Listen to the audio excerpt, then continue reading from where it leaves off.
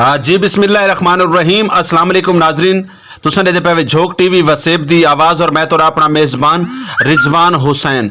जी नाजरीन, झोंक टीवी ने खसूसी फुटेज हासिल की मुल्तान दे इर्द गिर्द बहुत ज़्यादा सैलाबी दरियाए चनाब दे इंतहाई ज़्यादा पानी है। ये तुसां देख सकते हो टीवी स्क्रीन दे उत्ते कि लोगों का माल जान और लोगों का समान लोगों के जानवर इवें लुढ़े वदन जिमें पानी दे विच कख लुढ़े वदे होवन। ये तुम सारी टीवी स्क्रीन दे उत्ते देख सकते हो जनाब, ये तो नजर आते पे हुसन। ये लोग इंतहाई परेशान इन पे।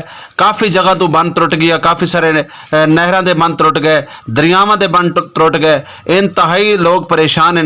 ये तुम टीवी स्क्रीन दे उत्ते देख सकते हो तो नजर आते पे हुसन कि हज़ारां की तादाद दे विच जानवर पानी दे विच लुढ़े वदे जिन्हां को कोई पकड़न वाला कह नहीं।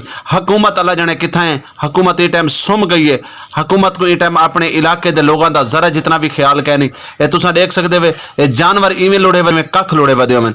सारी टीवी स्क्रीन पर देख सकते हो तो नजर आता पे उसी। और झोंक टीवी ने एक खसूसी फुटेज हासिल की जनाब, अपनी जान की बाजी ला के झोंक टीवी ने अपनी फुटेज हासिल की जनाब।